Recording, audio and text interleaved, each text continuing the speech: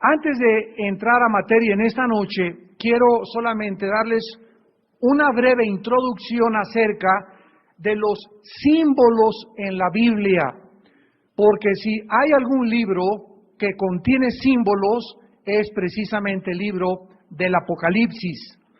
Dios, como el autor de la Biblia, trata en la Biblia, en los 2 primeros capítulos, con la creación. Y del capítulo 3 hasta el Apocalipsis 22, Dios trata con el plan de la redención. Los primeros 2 capítulos del Génesis contienen el registro de la creación física, del mundo natural. Y el resto de la Biblia contiene todo el plan de Dios para la redención humana.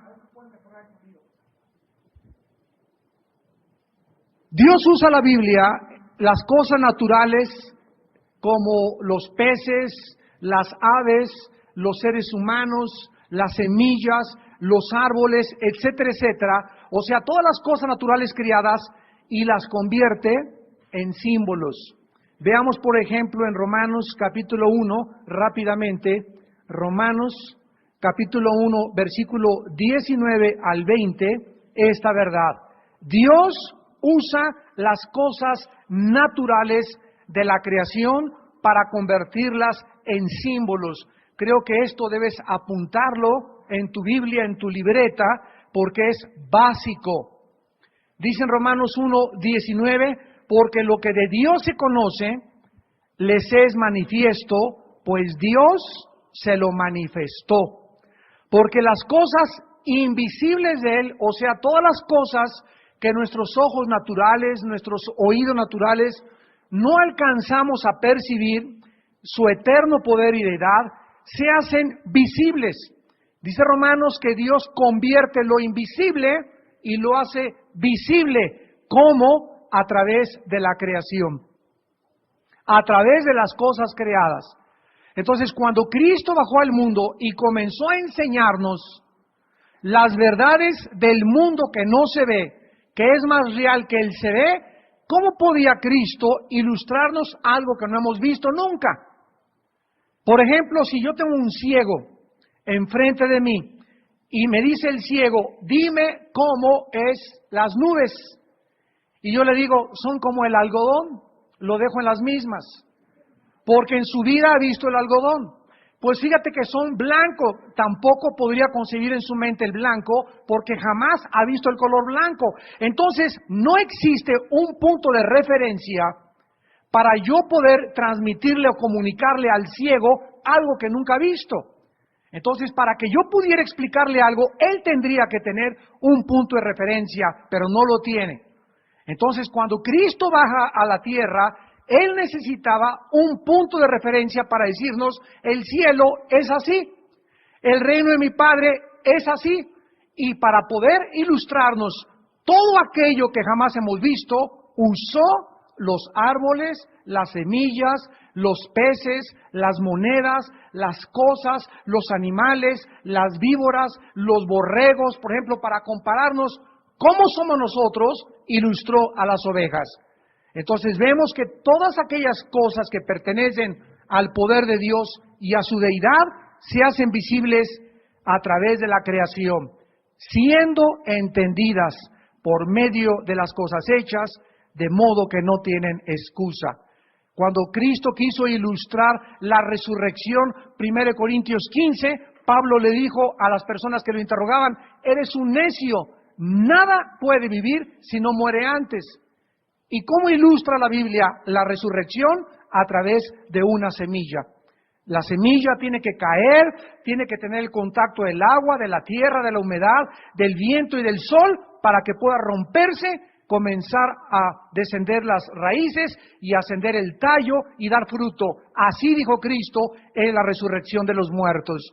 Nuestro cuerpo es como una semilla que tiene que morir y ahí nosotros ya deshechos totalmente, Dios levanta y comienza a hacer una nueva creación enteramente diferente. Y el cuerpo de la sandía, el cuerpo de la mazorca, el cuerpo de lo que se entierra, no es igual al cuerpo que es puesto en la tierra. Es un cuerpo totalmente diferente. Así hay cuerpo animal, hay cuerpo espiritual. En fin, esto es lo que se llama el lenguaje de la creación, que se convierte en el lenguaje de la redención. Apúntalo. El lenguaje de la creación, Dios lo transforma, lo convierte en el lenguaje de la redención. Mientras más leemos la Biblia, hermanos en Cristo, más vamos a descubrir que el lenguaje de la creación es el lenguaje de Dios, de las señales y de los símbolos. Entonces, cuando llegamos a la Biblia y encontramos a una mujer ramera, capítulo 12, a una mujer rodeada del sol y de la luna, el capítulo 13, a una bestia, encontramos ¿qué cosa? Símbolos. Esos símbolos tenemos que encontrar su realidad y lo que significan dentro de la misma Biblia.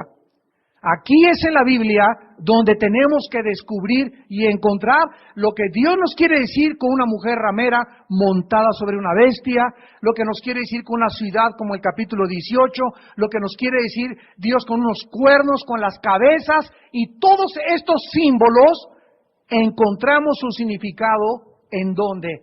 En el lenguaje de la creación. Vean por ejemplo también en Mateo capítulo 13. Mateo capítulo 13, versículos del 10 al 11. Mateo 13, del 10 al 11, esta verdad que acabamos de enunciar. Acercándose los discípulos, le dijeron, ¿por qué les hablas por parábolas? O sea, Señor, ¿por qué estás contando cuentos y estás escondiendo detrás de los cuentos verdades ocultas? Y esto fue precisamente lo que Dios quiso hacer con el mundo cuando Él vino, y lo que Él está haciendo y lo seguirá haciendo con todos nosotros. ¿Por qué les hablas por parábolas?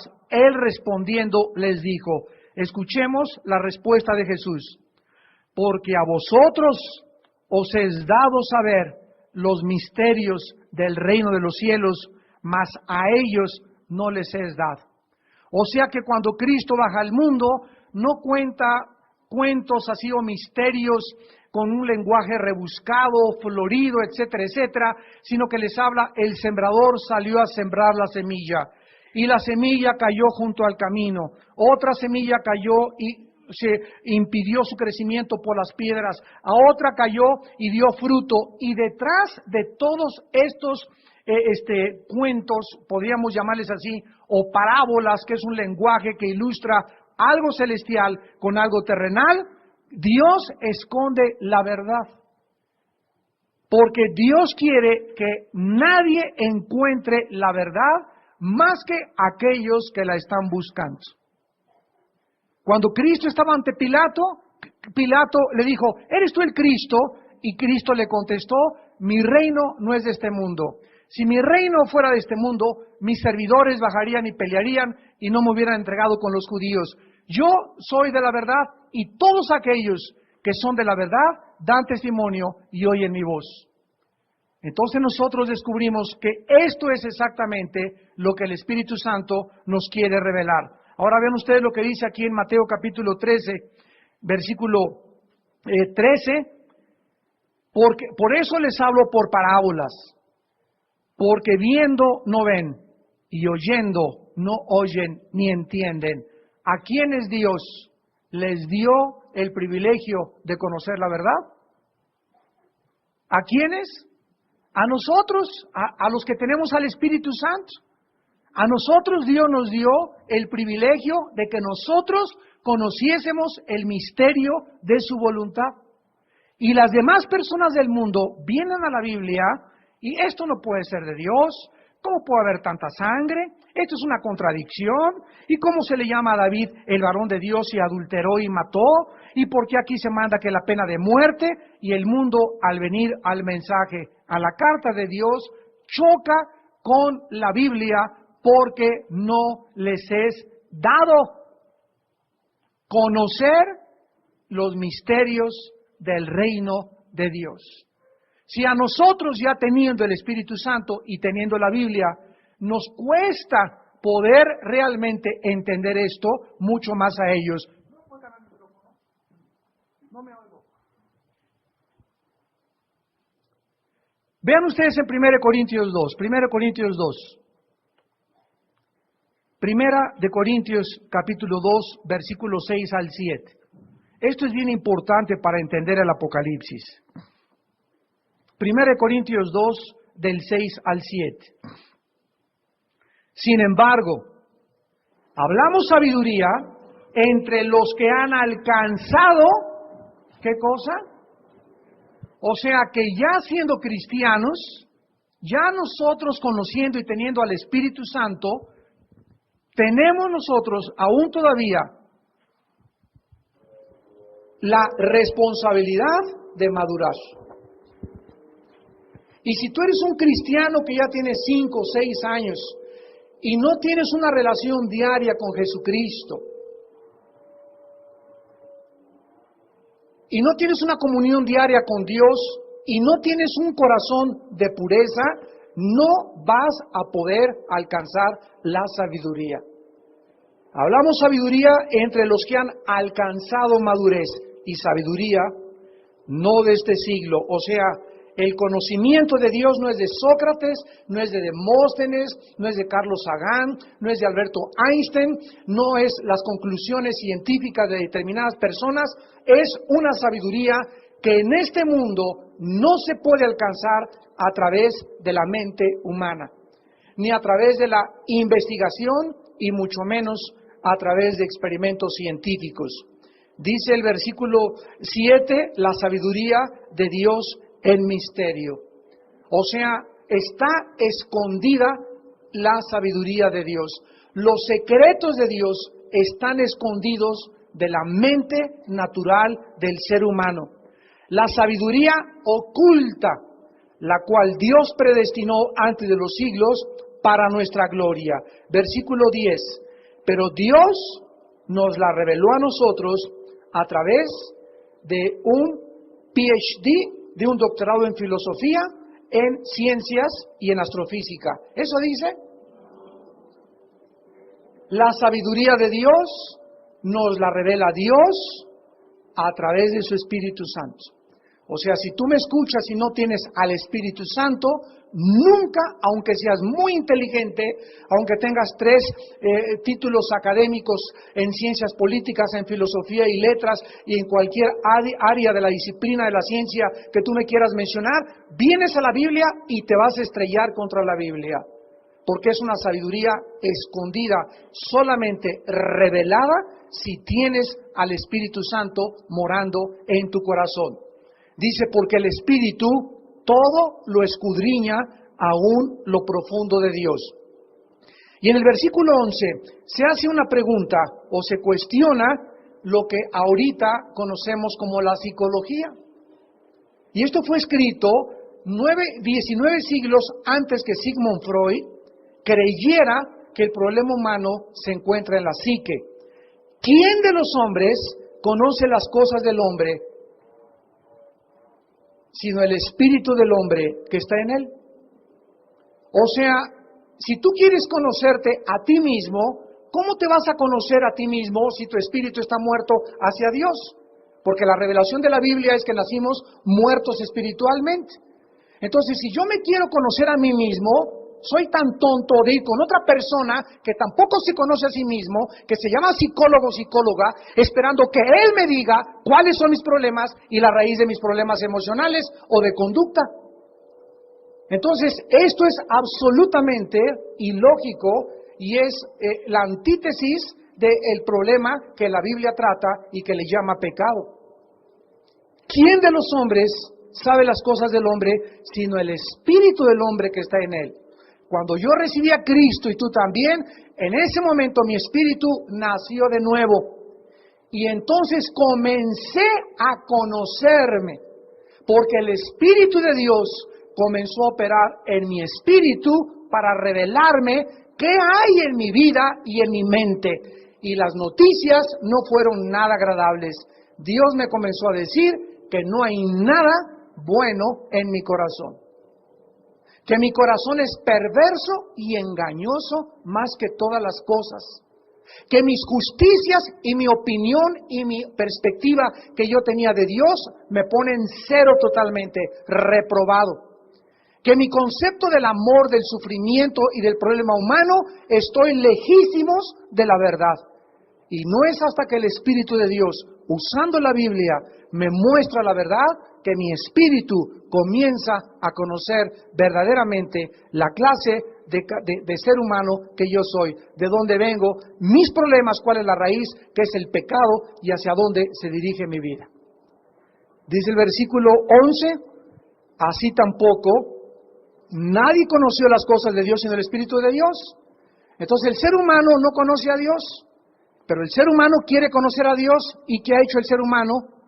Primero, irse allá a Oaxaca a meterse peyote, viajes de hongos, LSD, dietilamida de ácido lisérgico, marihuana, hongos alucinógenos, ocultismo, series de mediums, comunicarnos con espíritus, la bola de cristal, consultar a Walter Mercado, consultar los horóscopos, irse a los lamas de la India, meterme en un convento, ponerme en meditación en flor de loto. Todos estos sistemas y métodos son inventados por nosotros con el propósito de hacer contacto. Allá anda otro cuate con los ovnis y quiere hacer contacto con los extraterrestres, y estamos por todos los medios tratando de hacer un contacto con el más allá. Esto es lo que son las religiones. Pero claramente la Biblia nos los dice, ¿verdad? Que nadie puede conocer a Dios más que ¿quién? No me veas a mí, ahí lo dice, el Espíritu de Dios. Entonces, ¿quién quiere conocer a Dios? Yo, Señor. La respuesta del cielo es, mi espíritu necesita entrar a mi espíritu, dice el Señor, a tu espíritu. Entonces el Espíritu Santo de Dios tiene que entrar a mi espíritu, porque es el Espíritu de Dios, el único espíritu de los billones de espíritus que andan ahí pululando, espíritus engañadores y demonios, es el único espíritu que conoce las cosas de Dios, y Él mora en mí. ¿No sabéis que vuestros cuerpos son templo del Espíritu Santo? 1 Corintios 6, 19, mayor es el que está en nosotros que el que está en el mundo. Que en Cristo están encerrados todos los tesoros de la sabiduría y del conocimiento. Entonces no es hasta que Dios entra en su espíritu a mi espíritu que me comienza a enseñar quién soy yo y que yo comienzo a conocer a Dios. Entonces nadie podrá conocer a Dios fuera de Jesucristo. Porque es Jesucristo a quien le agradó al Padre revelar los misterios del reino de Dios. Ahora finalmente dice el versículo 12 de 1 Corintios 2, y nosotros no hemos recibido el espíritu del mundo, aquí está, sino el espíritu que proviene de Dios, para que sepamos lo que Dios nos ha concedido. Lo cual también hablamos, el cristiano ya no habla filosofía del mundo, el cristiano ya no especula, el cristiano ya no hipotetiza, el cristiano ya no está hablando barbaridades, ni mitos, ni leyendas, y que vi que se me apareció y que a lo mejor creo que no estoy seguro, quizá, no, chance y, ya cuando hablamos decimos, así dice el Señor. Ya hablamos con seguridad, dice Pablo, yo sé en quién he creído y estoy seguro que Él es fiel para guardar mi depósito para aquel día. Hablamos con seguridad, hablamos con autoridad. Ya no decimos, puede que el mundo comenzó a través de una selección natural, de una sola célula, y pues creo que esto puede ser la verdad, y pues hay 5 verdades, pues todas las religiones llevan a Dios, pues no sé cuál es realmente la verdad absoluta, sino que hablamos precisamente con la autoridad que la Biblia nos da, porque es la palabra de Dios, la palabra final que derrumba argumentos y toda altivez que se levanta contra el conocimiento de Dios, llevando cautivo todo pensamiento a la obediencia a Jesucristo. Y finalmente dice el versículo 14, pero el hombre natural, o sea, el hombre que no tiene al Espíritu Santo, ese es el hombre natural en la Biblia, no percibe las cosas que son del Espíritu de Dios. Porque para él son, ¿qué cosa?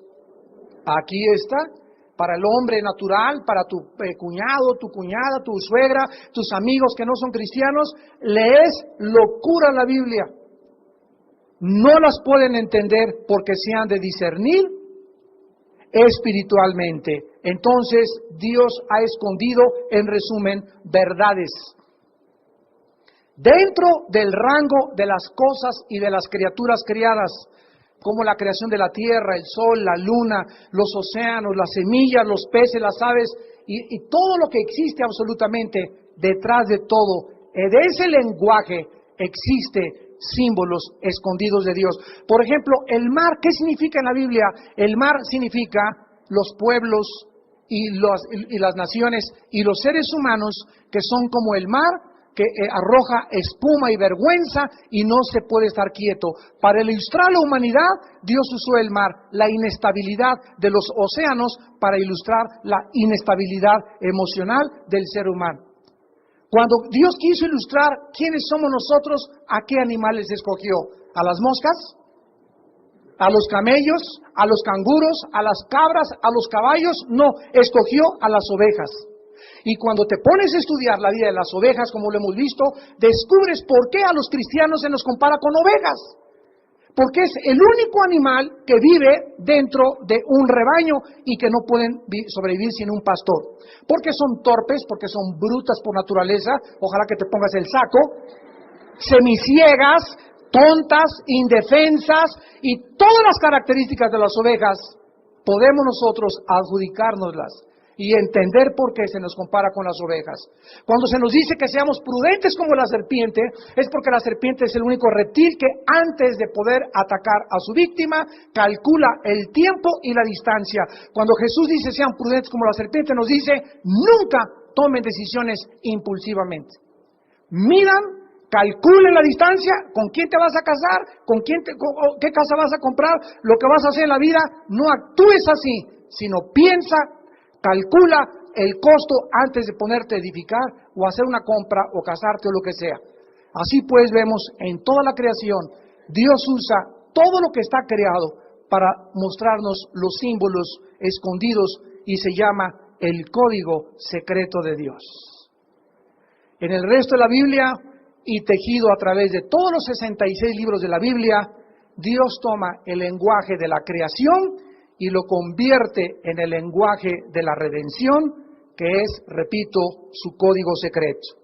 Solo mientras la criatura conozca a su Creador, podrá entender el lenguaje de los símbolos. Entonces no necesitas una gran inteligencia para venir a Apocalipsis, necesitas conocer a Dios y tener una relación con Dios, para que a través de 5, 10, 15 años de tu vida vengas a Apocalipsis y comiences a entender tantos símbolos, porque es el libro que más símbolos tiene de toda la Biblia. Vamos pues con la gran ramera. Vamos a continuar hablando del trasfondo, del origen de la religiosidad. Dios, nos quedamos, ¿verdad?, confundió en la Torre de Babel, Génesis 11, el lenguaje de todos los seres humanos que, rebelándose ante su mandato de Génesis 9:1 de multiplicarse y poblar la tierra, dijeron no nos vamos a multiplicar, no nos vamos a esparcir, sino nos vamos a juntar acá y nos vamos a hacer un nombre y vamos a edificar una torre, un sigurat que llegue al cielo. Aquí vemos en la Torre de Babel, por primera vez en la Biblia, dos poderes, la mezcla de dos poderes, la combinación de dos espíritus de los más poderosos que hay en el mundo que vivimos actualmente, el espíritu de la política y el espíritu religioso. El poder político y el poder religioso, dos poderes que siempre a través de toda la historia han unificado fuerzas y que Dios prohibió desde que Dios les dio la ley, que el sacerdote y el rey fueran cosas diferentes. Cristo dijo, denle al César lo que es del César y a Dios lo que es de Dios. Dios no quiere que se una el poder político con el poder religioso porque se corrompe y se prostituye la religión. Y ahí lo encontramos en la Torre de Babel. Vemos nosotros que en la Torre de Babel el intento del hombre fue, ¿qué cosa? Alcanzar el cielo y al mismo tiempo hacerse un hombre. Aquí podemos usar dos términos o acuñar dos palabras del siglo XXI, globalismo y ecumenismo. ¿Qué es el globalismo? Después de miles de años, son casi 6.000 años de historia desde Adán y Eva hasta nuestros días. Después de más de 5.000, 6.000 años de historia, el ser humano llega al final del siglo XXI y el sueño de la humanidad, tal como la Biblia lo profetizó, lo describe y lo enuncia y lo postula por sus 66 libros, el ser humano no ha cambiado. Llegamos al siglo XXI y el hombre quiere hacerse un solo nombre, un solo gobierno, una sola religión, una sola moneda, un solo ejército. Y esto es precisamente lo que forma parte de la agenda de la mayor parte de los países que ahorita actualmente poblan el mundo.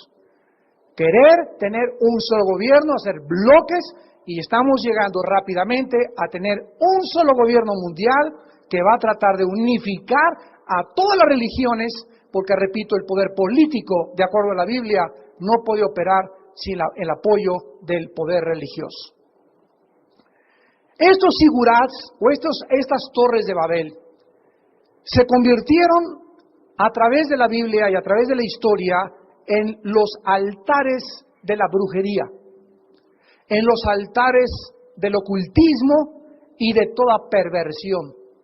Y en sus pináculos comenzó lo que se conoce actualmente como la astrología. Por favor, no mezclen la astrología con la astronomía. Son dos cosas diferentes. La astrología pertenece a la brujería, la astronomía pertenece al campo científico de la investigación para poder determinar la velocidad del fenómeno y poder enunciar leyes físicas y matemáticas. La astrología es un invento humano que creemos que los astros tienen influencia y que depende el tipo en el que tú naciste o en la conjunción de los astros. Si tú naciste en Géminis en el mes de junio, eres Géminis, no te llevas con Tauro. Y si Tauro no se lleva con Escorpión, etcétera, etcétera. Y luego se hacen horóscopos y se consultan diario y creen los seres humanos que detrás de esos horóscopos y de esas predicciones hay fuerzas ocultas dirigiendo mi destino. Y la Biblia nos dice, si no lo sabías, que esas fuerzas ocultas que crees que dirigen tu destino son demonios.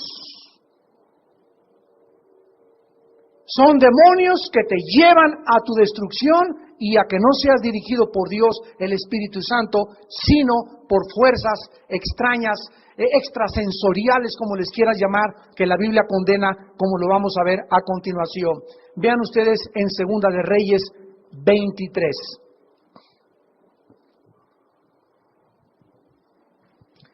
Segunda de Reyes 23, versículos 4 y 5.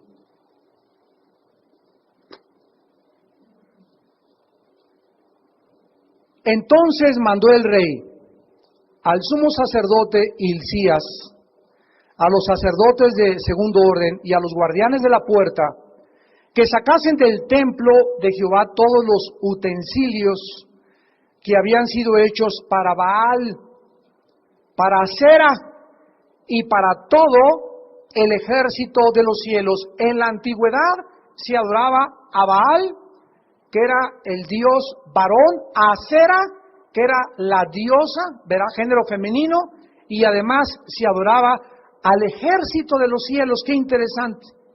Y los quemó fuera de Jerusalén en el campo del Cedrón, e hizo llevar las cenizas de ellos a Betel, y quitó a los sacerdotes idólatras que habían puesto los reyes de Judá para que quemasen incienso en los lugares altos de las ciudades de Judá. y en los alrededores de Jerusalén, y asimismo a los que quemaban incienso a Baal, al sol y a la luna, y a los signos del zodíaco. Y a los signos del zodíaco, y a todo el ejército de los cielos. Vemos claramente, ¿verdad?, que comenzó la astrología con la adoración de los cuerpos celestes, creyendo que tenían poderes místicos para controlar los destinos del ser humano. Esto se llama en la Biblia paganismo puro. La religión mundial que continúa hasta nuestros días y que no solo la practican, como creemos los indígenas, los incultos, que adoran los espíritus de la naturaleza, sino que también ha florecido entre profesores universitarios que le atribuyen a inteligencias similares a las fuerzas de la naturaleza. Es interesante que cuando en 1605 todos los europeos que huyeron de la persecución de Roma, porque se inició la reforma en 1515 hasta el 25 con Martín Lutero para protestar contra el Vaticano, huyeron y llegaron a Rhode Island, en el estado de Virginia, en Estados Unidos, en 1605, y se les llamó los pioneros. O sea que en 1605 llegaron a Estados Unidos, lo que se conoce ahorita como Estados Unidos de Norteamérica. Al llegar a Estados Unidos, los pioneros a este continente, ¿verdad?, a esta tierra, encontraron a los indios cherokees, sioux, apaches, etcétera, etcétera, y todos estos habitantes que estaban en esta tierra, todos adoraban espíritus, todos eran espiritistas, todos estaban relacionados con la brujería. En cada aldea, en cada tribu, tenían brujos. Y de alguna forma llegan todos estos pioneros con la Biblia en la mano y comienzan a poblar lo que se conoce como Estados Unidos y acaban con todas las culturas y con todas estas tribus de salvajes espiritistas.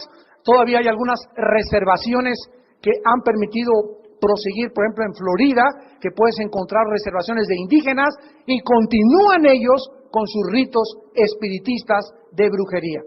Y Dios permite, ¿verdad?, acabar con todo esto y establecer la Biblia para formar el único país en la historia que fue formado y escrito y establecido e instituido sobre la palabra de Dios.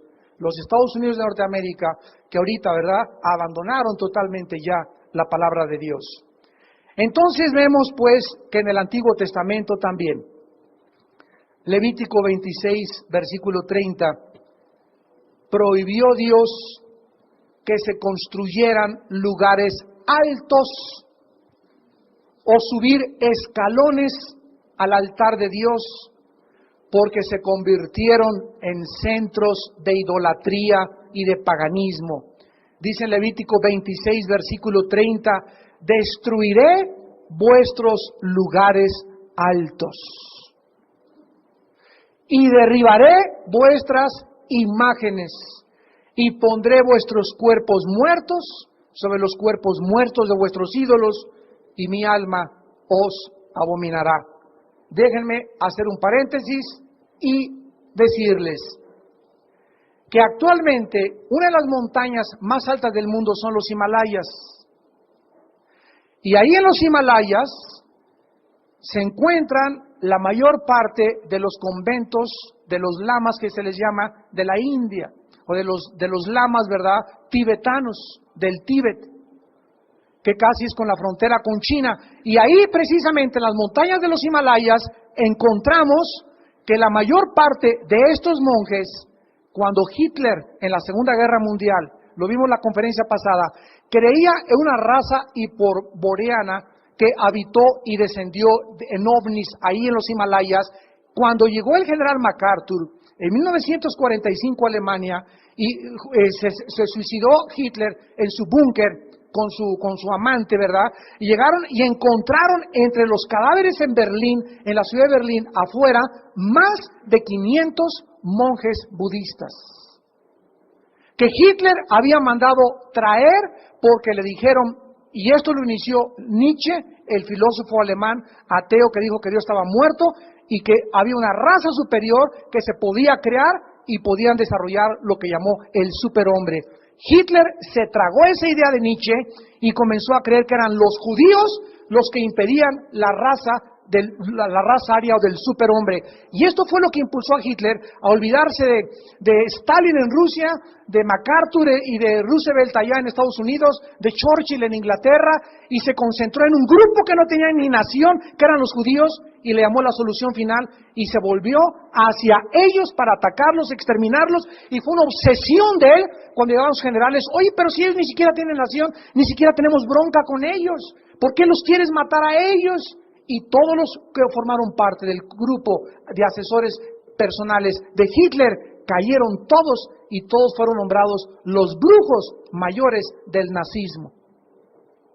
¿Ustedes creen que es coincidencia que Cristo haya mandado a traer a estos 500 monjes budistas y que los encontraron muertos alrededor de su búnker ahí en Berlín cuando llegaron las fuerzas aliadas en 1945? ¿Qué coincidencia que sean estos monjes los que dicen que se encuentra allá arriba verdaderamente la meditación y el secreto para encontrar a Dios? Y esto lo vemos descrito a través de toda la historia y cómo tiene su raíz desde la Torre de Babel. Ahora bien, cuando nosotros vemos la Torre de Babel, vimos también que significa dos cosas. ¿Qué significa Babel? Confusión y la puerta del cielo. El juicio de la Torre de Babel, al confundir Dios el lenguaje e impedir que la humanidad se conglomerara y se reuniera para querer hacerse un nombre, este juicio, ¿verdad?, tuvo tremendas consecuencias porque manifestó más que cualquier otra cosa, y tenemos que aprender a ver el carácter de Dios detrás de sus juicios.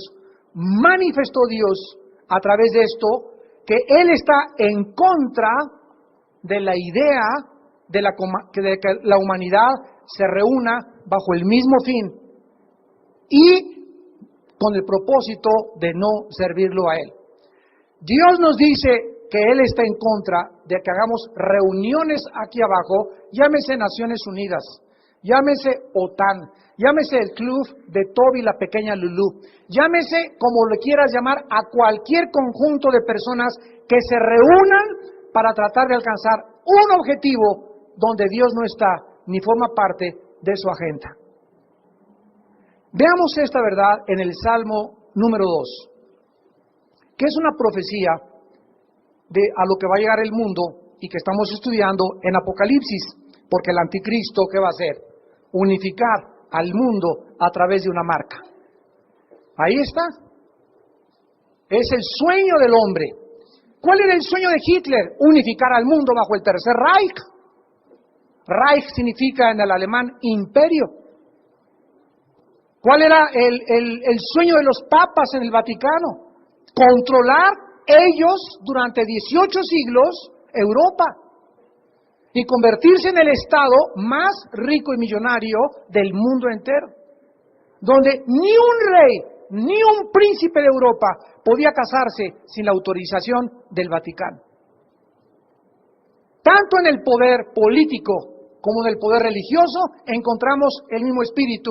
Escuchen, se llama el espíritu de control. Y este espíritu tiene otro nombre en la Biblia y es el espíritu de Jezabel. ¿Cuál es el espíritu de Jezabel? Una mujer que quiere controlar, dominar a su esposo. O puede ser al revés, un hombre que quiere controlar, dominar a través de la intimidación, a través de las amenazas, y también puede ser un pastor que quiere, escúchenme, un pastor que quiera controlar, intimidar a través del temor y la coerción a sus ovejas. Pues si te vas a ese desayuno, no regreses a la iglesia. Pues si haces estas cosas, te prohíbo estas cosas. Y aquí solamente mando yo y mi voz es ley. Cálmate, Juan Diego. Por eso escribe en 1 de Pedro el apóstol Pedro, capítulo 5, que los líderes no deben enseñorearse de las ovejas, sino siendo ejemplo de ellas. No se debe intimidar con amenazas porque no es la forma de controlar. Cristo no tenía la amenaza, la coerción, sino con el amor hizo que las ovejas lo siguieran. Entonces, cualquier persona que tenga esa ansia, ¿verdad? Por eso dice el dicho mexicano, bájate un indito del cerro y pon una cachucha de policía y una macana y transforma su personalidad. ¿Verdad? Baja el cerro así, sí, mi patroncito, le pones una cachucha y dices, súbase, me lo macaneo aquí mismo. Vemos nosotros como en el momento en que al hombre se le da autoridad, se le da una posición de mando, vemos cómo surge inmediatamente su naturaleza, que la traemos dentro, ¿verdad? Inherentemente, y forma parte de la naturaleza caída, el querer luego controlar y manipular y dominar y mandar a través de la fuerza, la coerción y las amenazas. Ese es el espíritu del anticristo, es el espíritu de Jezabel, es el espíritu que predomina en el poder político. Cristo dijo, los reyes de las naciones se enseñorean de las naciones y las oprimen. Entre ustedes no debe ser así. O sea, un político no tiene ese asiento y esa posición y ese magisterio para tratar de controlar, dominar o imponer su reino, sino para servir al pueblo y escuchar las demandas del pueblo y escuchar que el pueblo está clamando esto y que hay inseguridad y darle oídos al pueblo porque son cosas reales. Y si un político no escucha al pueblo y no se da cuenta que no es otro partido político el que lo está atacando, sino que es el pueblo realmente de todos los partidos, entonces caen en la soberbia. Y ahí es cuando son enjuiciados por Dios. En el Salmo 2, dice el Espíritu Santo, y comienza con un cuestionamiento. ¿Por qué se amotinan las gentes y los pueblos piensan cosas vanas? Es una pregunta que debemos de contestar. ¿Por qué hay huelgas de todo? Rebeliones de todo. Protestas de todo. O sea, hay un descontento en la humanidad generalizado. Y más en el siglo que estamos viviendo. ¿Y por qué piensan cosas tan vanas? ¿Por qué todo el mundo, la mayoría, lo único que piensa es dinero, dinero, hacer dinero, negocios, asegurar mi futuro, guardar, y qué abrigo me voy a comprar, y a dónde voy a viajar? La palabra vano significa hueco, sin propósito, sin significado. ¿Por qué dice la Biblia? ¿Por qué lo hacen? Versículo 2, se levantarán los reyes de la tierra y príncipes consultarán, ¿qué cosa dice? Unidos contra Jehová y contra su ungido, diciendo, rompamos sus ligaduras y echemos de nosotros sus cuerdas. Cuando en 1947, por primera vez, se estableció lo que ya era la Liga de Naciones y se convirtió en la Organización de las Naciones Unidas, se juntaron con el propósito de evitar que hubiera otra tercera guerra mundial. Ese fue el principal punto de su agenda y la motivación real de las Naciones Unidas, impedir guerras en el mundo a través de tratados diplomáticos, a través del diálogo, a través de conferencias. De la Segunda Guerra Mundial a nuestros días ha habido más de 385 revoluciones y golpes de Estado. Independientemente de todas las guerras que continúan actualmente en el mundo, que son más, el 70% de los conflictos actualmente son de guerras y revoluciones y golpes de Estado. O sea que dice la Biblia que los seres humanos creen que podemos reunirnos como jefes de Estado y entre nosotros encontrar la solución para que haya paz en el mundo. Y lo único que vemos es que la Organización de las Naciones Unidas, por más loable y por más altruista que sean sus agendas, han hecho el ridículo, porque no han podido establecer ni impedir la paz en el mundo. Y como dijo don Teofilito, ni lo harán. Porque los problemas humanos, de acuerdo a la Biblia, van más allá de nuestra capacidad para resolverlos. El ser humano, ¿quién es? No somos dioses. Necesitamos a Dios para que Él nos guíe, para que Él nos dé sabiduría, para que con la Biblia podamos nosotros aprender a gobernar mi casa, a gobernar mi taller, a gobernar en mi bufete, en mi consultorio, en el hospital, como jefe de Estado, como gobernante, como presidente, como jefe de la policía. Necesitamos a Dios. No somos dioses. Esa es la soberbia del ser humano, la que la ha llevado a decir, rompamos las cuerdas, no necesitamos a Dios. Y están blasfemando contra Dios y contra su Hijo Jesucristo. Porque sin separados de Él, dice la Biblia, nunca nada podremos hacer. Vamos a terminar, pues, resumiendo que en un estilo simbólico, en el Apocalipsis, se retrata la acción de los seres humanos en 3 esferas de dominio. En el capítulo 13 de Apocalipsis, vemos la bestia y su reino que representan al mundo político. Repito, es uno entre 500 estadistas que llegan a la presidencia, a un gobierno, para beneficiar al pueblo. El ser humano, al llegar al poder, al ascender a la cima, al llegar al éxito, al triunfar en la vida, se enferma, se descompone, porque no fuimos creados de acuerdo a la Biblia para llegar a la cumbre, al éxito, a triunfar en cualquier área de tu vida sin Dios. Porque al llegar ahí arriba, las alturas marean y hasta de su mamá se olvidan. Ahí arriba algo le pasa al ser humano. Veamos simplemente a los césares romanos, que llegaron inclusive a creer, pues Hitler pensaba lo mismo, llegan a creer que son dioses y se mandaron a adorar como dioses. Alejandro el Magno a los 33 años, en lo que es ahorita Irak, que era la antigua Babilonia, ahí murió Alejandro el Magno, cayó de rodillas y se puso una borrachera hasta atrás, y llegaron sus Lisíaco y Casandro, sus generales, y le preguntaron a Alejandro, ¿qué te pasa? Es que ya no tengo mundos que conquistar. Si la burbuja de jabón se les desaparece, si se desaparece el dinero que es lo que buscabas, si desaparece el sexo que nunca te sacia y te das cuenta que estás vacío, el ser humano se encuentra que no hay nada que pueda satisfacer el hambre y la sed de Dios. Porque fuimos creados para la eternidad y solo en Dios se encontrará nuestra alma la paz. El poder político lo vemos manifestado y resumido en el anticristo y su futuro reino. En segundo lugar, Babilonia la prostituta, que estamos estudiando, representa el mundo religioso.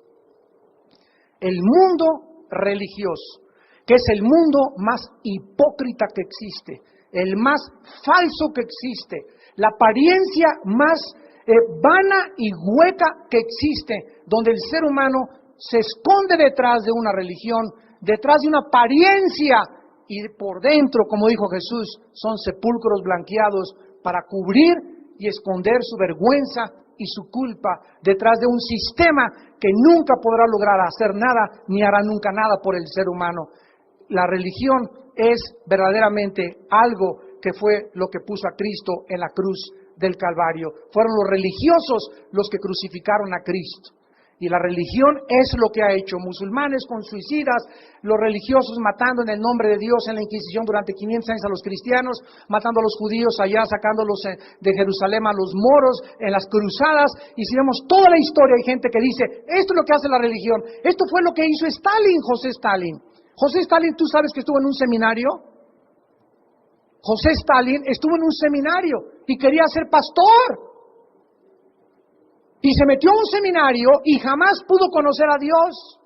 Y se decepcionó tanto de la religión, porque no conoció a Jesús, se decepcionó de la religión como Hitler también. Hitler de chico conoció la Biblia, Freud conoció la Biblia, y muchos hombres que se volvieron enemigos de la cruz, se volvieron enemigos de la cruz porque jamás conocieron la verdad, conocieron la religión, y la religión siempre te frustra. Porque ves hipocresía detrás de la religión, ves algo que no es verdad, como dijo Cristo en Mateo 23, a los fariseos, oigan lo que dicen, pero nunca hagan lo que hacen. Porque es una contradicción entre la vida que llevan y entre lo que están predicando. Eso es la religión, el cristianismo es Jesús. El cristianismo no es un sistema de dogmas, liturgias, etcétera, etcétera. El cristianismo es una persona que se llama Jesucristo, y el que tiene al Hijo tiene la vida eterna. El que no tiene al Hijo, aunque tengas una religión aunque seas mormón, testigo de Jehová, vengas a Vida Nueva, católico, protestante, de la iglesia así cóptica de Egipto, de la iglesia griega ortodoxa, no importa la religión que tengas, si tú no tienes la vida de Jesús y tú no tienes una relación con Jesús diario, vives una religión y eres un religioso. Y esa religión, tú lo sabes, y tu conciencia te da testimonio, no te puede llenar. Vives vacío. Tú sabes que es solamente tu conciencia taparla a través de, disque buenas obras, pero por dentro estás tan hueco y tan podrido como un sepulcro blanqueado. Y en tercer lugar, Babilonia, la gran ciudad que después vamos a estudiar de Apocalipsis 18, representa al mundo comercial. Entonces tenemos las tres áreas, el mundo político, el mundo religioso y el mundo comercial. El comercio es el medio o las ruedas que impulsan al mundo político para unirse con el mundo religioso.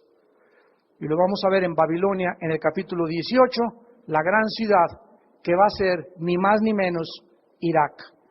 La ciudad de Apocalipsis 17 va a estar en Roma y los cuarteles generales del mundo religioso y del mundo político estarán en Irak, en Jerusalén y en la ciudad de Roma, de acuerdo a la Biblia.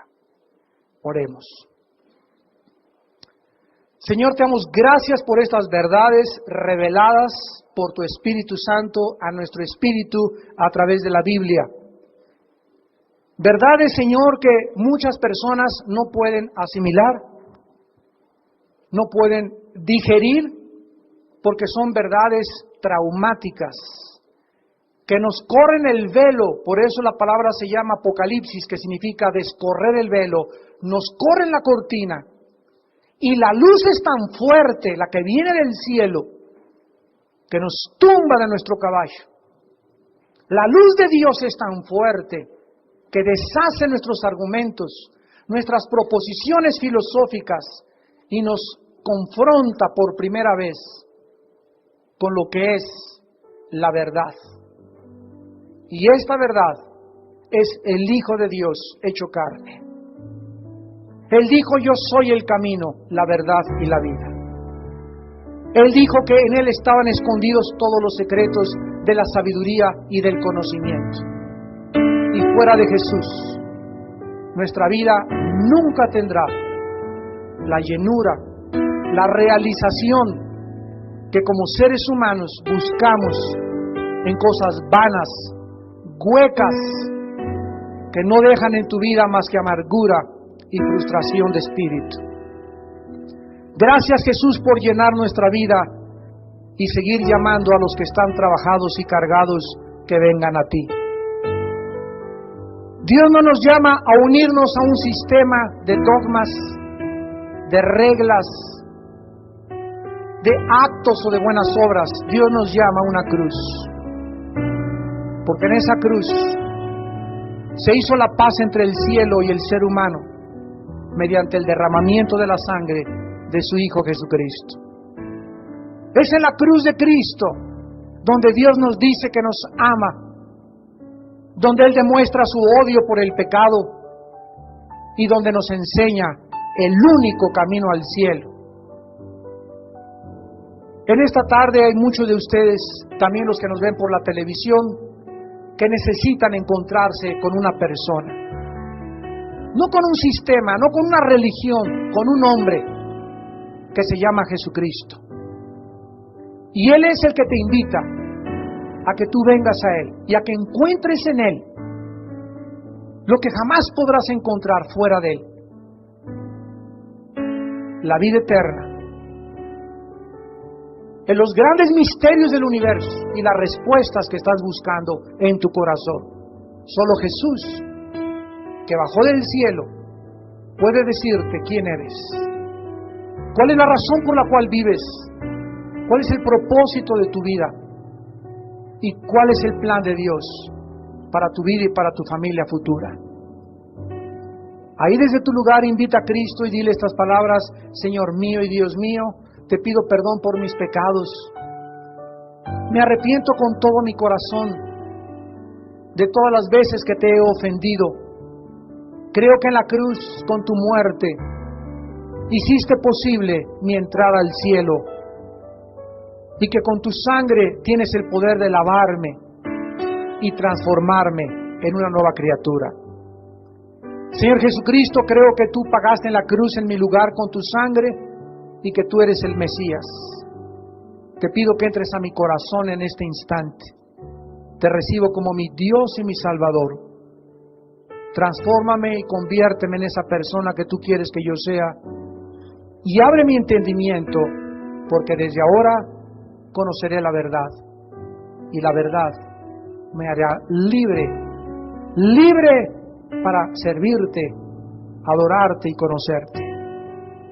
En el nombre de Jesús. Amén.